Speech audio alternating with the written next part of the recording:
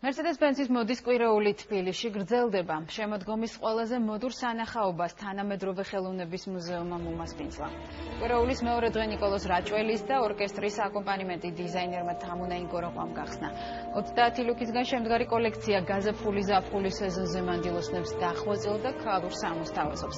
კვირის მეორე დღის ფარგლებში კოლექციები 5 დიზაინერმა, რიაკებურია მაკანანიდაშვილმა, ლელა ელუშვილმა, უკრაინელმა დიზაინერმა ლიტკოვსკაიამ წარადგინეს. Mercedes-Benz-ის მოდის დღეები თბილისში 9 ნოემბერს ქართველი დიზაინერის ბესარიონის ჩვენებით დაიხურება.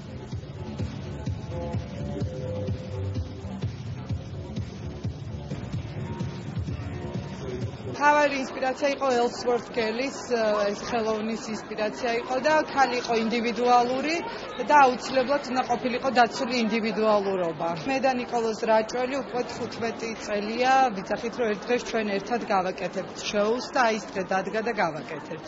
დიდი ხანია ამ საქმიანობასთან აღარ მქონია კავშირი. თუ გახსოვთ მე მუშაობდი მაგ ასეთი არის თითქმის ყველა ჩვენებაზე მათ შორის პანკისში და ეხლა როდესაც მოვედი და ისევ დავიწყე მუშაობა ამ სფეროში ძალიან დიდი ნოსტალგიის გრძნობა დამეუფლა და მადლობელი ვარ თამუნასი. მაქსიმალურად ვეცადეთ რომ ჩვენებების თანმიმდევრობაც ისე დაგვეგეგმა რომ ერთმანეთისგან სრულიად განსხვავებული სტილის და მიმართულების დიზაინერი გვეჩვენებინა. იმიტომ რომ უფრო მეტი არჩევანი ქონდეთ ჩვენ სტუმრებს, ასევე უფრო სანახაობრივადაც საინტერესო იყოს.